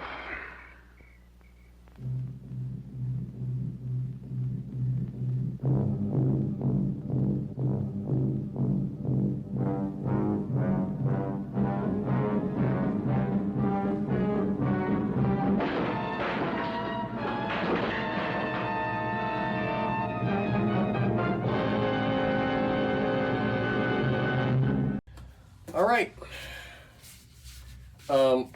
We are back, and you watch. The whole movie is over. It's over. It's all over. It's all over. Okay. One section. One of the things I was wanting to talk about earlier in the cast facts but it went so long I did not. I'm pushing it over to then. Flashback weekend and another Comic-Con in Michigan. I can't even pronounce the name of the town that comes up in April. 10th, 11th, 12th. Yeah, April of this year, 10th, 11th, and 12th, that she's going to be going to. I was considering going with her to the Flashback weekend in I'm sure Chicago Mason doesn't want you to tell at him the how to end drive of July. But this Comic-Con here that we stumbled upon, that she's going to go to with her honey bun, it's got a lot more people at it. Yeah. You know, a lot more people at it. But the tickets are $50 to get in, man. That's kind of pricey. It's a little pricey for Michigan. I can't even pronounce the name of the town. Starts with a with a V. Y. Oh, yeah. Starts with a Y. It's like, what? I don't even know what. Anyway, she's going to go to that. Why are you going to that? Because the lead singer of Ice Nine Kills is going to be there. He's going to be at both. That's why he sings Ice Baby. He does not sing Ice Baby. Well, then why is his name Ice Nine? Nine Kill. Again, 9 Inch Nails, Ice Nine Kills. You can't think of a different number to use. I honestly have no idea. I mean, what does that even mean? Ice Nine Kills. 9 ice what? cubes will kill you. I don't even know. Is it Ice 9 or 9 Ice? Ice 9. Yeah, I mean, 9-inch nails is a nail that's 9 inches long. I get that, okay? I can picture a 9-inch nail, but Ice 9 kill. I don't even, unless they're talking about one of those nails being frozen and then you kill with it. I don't know. It doesn't make any sense. You're an idiot. Anyway, she's going to see that guy then, and she's also going to go see him on Flashback Weekend in Chicago at the end of July. Now, there's not a whole lot of guests for Flashback Weekend. We have been to Flashback Weekend The tickets aren't even on a sale couple of yet. times. Yeah, they're not even on sale yet. We met Fanguli up there and got our picture taken with him. We should have probably brought that in to show, but we'll have to do it on another thing. And yeah, we've been up there a couple of times. Not under good conditions either time. There was an issue. We won't even mention what happened the first time. Right before we left, we had a good time. We ended it up was having not a good good. time. But yeah, we almost didn't go. We had to go tickets. for We had dark. rented a vehicle and everything. And something tragic happened the day before, but we still ended up going. And then the next time when we went, right before we went, I cracked my front tooth. It cracked. You want to talk about a whiny baby? Oh man, it hurt. This It hurt. guy. No, it hurt, guys. Your front tooth is cracked. And the thing is, when I would chew, it would hit, and it just like electrocute me every time. The hotel had one microwave, and our rooms were on different floors. Different Even though we floors. booked at the same time. Yeah, I booked two rooms, and they put the two. We were rooms like on the two second different and floors. 10th floor. Well, you had to tell us if you wanted the room. And fixed. the It's like, elevators really, in I have to tell you it was that? so packed that we had to wait forever to get on and off elevators. Yeah, it was bad. Yeah, poorly run. So bad. But we're And not, they didn't care. Poorly run. No, we are they not didn't care. staying at a hotel this time, No, so just that'll not be the going issue. and coming back. No staying overnight. That always causes a problem. But I did want to mention the Comic Cons coming up. We're not appearing at them this time. Okay, not at this time. Okay. I do want to mention something briefly. It has nothing to do with horror, but it has to do with us. The sadness of the fact that we're sitting in 3 different chairs. These don't match. These don't match at all. She's got the cool velvet chair that I bought. It's not actual velvet. That's not Fake velvet? That's not velvet. It feels like velvet. A No, little it bit. doesn't, because I couldn't even be sitting. She's got a desk chair that goes to the desk, and I've got just a common folding chair. We have several Do we folding need chairs. matching chairs? Yes. This is a big time show. We expect the network to pick us up. We're gonna I actually like this chair. I like my chair. Oh yeah, because you're not sitting on a folding metal chair. That's your fault. You Anyway, picked the chair. Anyway, it's a sad story because this. If we were on the network, we'd have matching chairs. We would. Do people really look at our chairs? They look at our chairs and they I don't say. think they do. They say to themselves, "You know something? Let me tell you a story." Okay, I've told the story before, just briefly about matching chairs. Yeah, you better make it brief because this is going long. When I was in junior high, oh God, when I was in junior high, I had rich friends and poor friends. Okay, and we all hung Why around do I know together. this story? Have you I've told told me you the this chair story? Yes. Okay. And my rich friend, we were somewhat poor. Looking back at it, I didn't realize it at the time, but I guess we didn't have a big house or anything. Some of my friends lived in Greenleaf, which was a richy neighborhood. You know, my one main friend, his dad designed, did artwork designing stuff for the Max Factor folders or something. It was, I don't know what it was. It was like everybody, Max, I don't know what it was, but it was like really hip and cool. And I mean, they were wealthy. Only child. They had everything. He had everything. There's and only you know, children. and then I had another friend in that same group of several friends that they lived closer to town. They lived in a more of a rundown, you know, close to town houses sometimes, or they've been around for a long time. Okay. And I remember my one rich friend saying that, you know, I went over to so-and-so's house this weekend and really, they don't have much money and stuff. And I said, well, I kind of thought maybe they were, you know, just clothing-wise and stuff. And he said, yeah, he said, one thing, he said, I noticed right away, he said, around their kitchen table, none of their chairs matched.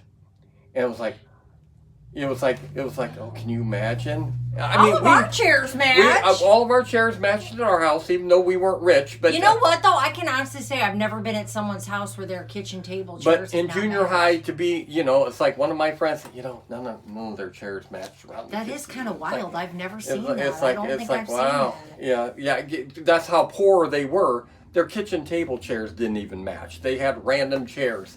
So I don't know if these were the same chairs that was from the boy's house. I don't know. But anyway, that's my sad chair story. And someday, when our budget goes up, skyrocketing up, we're going to get matching chairs. They're going to have a high back on them, fanned out. Ooh, yeah. We're not going to be able to sit by each other if that's okay. There is a couple of benefits to them. Yeah. Anyway, okay. So one more thing before we go to our snack is we watched Five Nights at Freddy's Part 2. I did not. She did not. Me and her watched it. She doesn't live here. We watched it the other day. Oh my God. I was complaining last week's show about watching The Bride. Was this worse than that? It wasn't worse than that, but boy, it was trying. It was trying hard. This was a crap show. Crap. I wasn't too fond of Five Nights at Freddy, the movie, the first one. I'm sorry, I just wasn't. This took it to a whole new level of crap. And they set it up for a sequel. I mean, it was obvious. Well, people are going to it. Yeah, it's crap. There was a part, I even told her, there was a part that wasn't supposed to be funny. It was so ridiculously stupid, I started laughing. It was so dumb. Was it his maniacal laugh that he does? No, it was my common laugh. It's like, I couldn't believe what I was watching. It was so bad. And it was not meant to be funny. It was just terrible. Terrible. I can't tell you if it was good or bad because all I could hear was him moaning it was and groaning and complaining we rented this movie. I didn't even on see streaming. much of the movie. Oh, it was terrible. Oh, and so if you're debating whether to watch it, it was not good. And if you watch it, you need to really sit back and think about what good movies look like because that was not it. Okay, that was not it. So I was not happy about that. Okay, for our snack for the day, usually we have food, and we have food coming up. We've actually bought things already for upcoming shows. But today, we have drinks. Yes, that's right. So I'm going to get up, because I couldn't keep them back here with me. We each have our own... You better give me the one cup I want. Own Halloween cup. Good choice. You can pick which cup you want. Okay. I don't care. Okay. I don't care. We picked this up. We got these weird drinks at... These are probably going to taste like butthole. Okay. Tok. I don't know if this is a product of China. Can I see one? Because Five Below has a lot of things food-wise and stuff. What does that mean? 25% what? Nata da coco.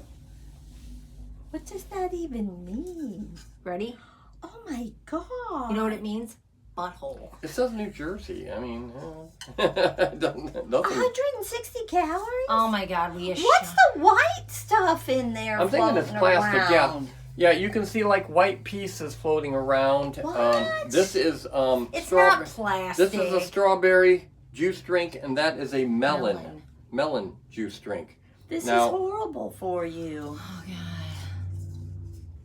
Yeah, it's called Tok. 25% of nata de coco. I don't know what that means, but butthole. I tried to tell you. But give me nata de coco. Come on. But anyway, we have these two flavors. I'm kind of scared to drink it now that. Oh God, I can't open it. There we go. Give me some plastic too. Oh, that does not smell good. I'm thinking melon, and I'm not. Okay. What are those? Are they plastic? No, it doesn't smell good. Are they pieces of melon?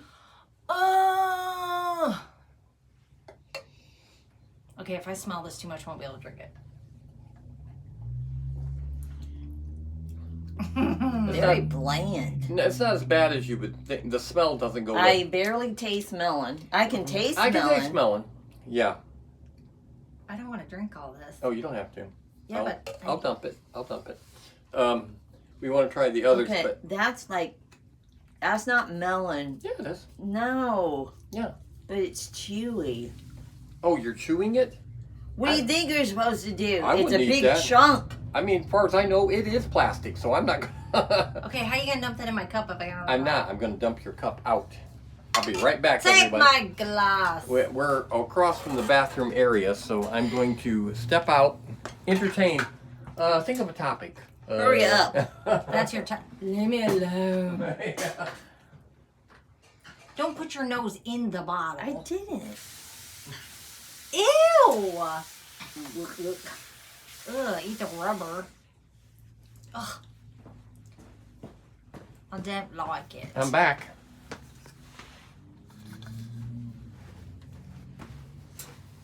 I did put these in That's the fine. freezer. That's fine. Well, we're going to throw these away anyway, I'm sure, but Oh. it smells more like candy than... Okay. Okay. I can take that. Very bland. Okay, I don't like that as much. Okay, that gooey shit. Gooey stuff. I'm not going to eat the gooey. The gooey stuff doesn't really have a taste. It needs a lid. Whatever that is. Didn't like that. Oh, that one was better than the melon. I think they were like $1.50 I a like piece. the melon better. $1.50 a piece. You got for ripped Tok Tok. off. Well, we had something. What did we have? We had something else, drink wise, and we were going to drink that. I don't. And I said, hey, do you want to get this instead? And that was more. It was like $3. Crap, what was it? And then they had SpongeBob. It was SpongeBob pineapple drink. And yeah, that wasn't good. So. Ugh. So if you get a chance to buy Tok Tok, And it's not good for you. And they had other flavors. They had other flavors. They had like 6 different flavors, and has nothing to do with horror, even though that was a horrible Terrifying. taste. Yeah, that was a horrible taste. So yeah, and I brought. Oh yeah, sorry, because I wanted when I was complaining about Five Nights at Freddy. Yeah, Fanta and the Five Nights at Freddy can. I wanted to show everybody his face to avoid. Yeah, that was a terrible movie, guys. It really was. But in their desperate attempt to make more money, they just pump out. Hollywood's pumping out all kinds of garbage. And that's why the theaters, you go in the theaters and there's hardly anybody in them half the time. But yeah, it's terrible. We're looking forward to seeing, what are we looking forward Scary to? movie? Scary movie. June 5th or 6th. Okay, and June in 5th or May, 6th. Of course, Mortal Kombat comes out. I could Johnny give a Cage. crap. Johnny Cage. I don't care about that. Yeah, we do. I'm not going to And this. later on this year, of course, Street Fighter, which they've Okay, probably I'll destroyed. probably go for that. Because we love Street Fighter, the first movie. They were right on target with that. So I don't know about this. I'm just afraid of CGI because they just do too everything much is now. turning into not real. It's almost like it's a wrestler movie. Yeah, it almost looks that way. They've kind of Because a lot of tweaked it a wrestlers little are bit, playing and the it's like, characters, and it's like, is this Yeah. a wrestler movie? And then she wants to see a weenie movie in May also. In the gray. Yeah, I seen the preview of it. It doesn't look good at all. We're not looking at the plot. Yeah, I mean, Just obviously, saying. it's not. Yeah, some people go to see a male or female. She's going to see Henry Cavill. Henry Cavill. Yeah, Harry see, I don't do. Cavill. I'm supposedly the pervert of the family, but I don't go to the movies just to see a girl. Okay, I don't. I just don't. But she does. She's gone to, this will be the third one that she's gone to the movies just to see this guy. And yet she doesn't look at no guys. But yes, she does. So, yes, we look a lot alike, and I get it. But still, it's just, something about, we do. False. I'm just like her. Honey Bun looks a lot like Spencer. Spencer for hire. He really does. Not as far off as you and Henry. You better watch it, mister. Henry's got a little bit more hair than I do. I will admit it. But, yeah. All right, let's wrap this show. We're going to wrap it up? It seems to be very long. It might be. Okay. We'll see you next time. Is there anything else we need to say? Okay. All right. Well, then we'll see you next time on Spook Show Gravy Creature Features. Hopefully you can watch us on Vortex. You can watch us on the Monster Channel. Anywhere where horror hosts gather. Yes. All right. See ya.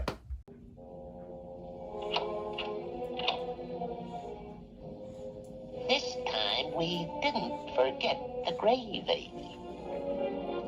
No.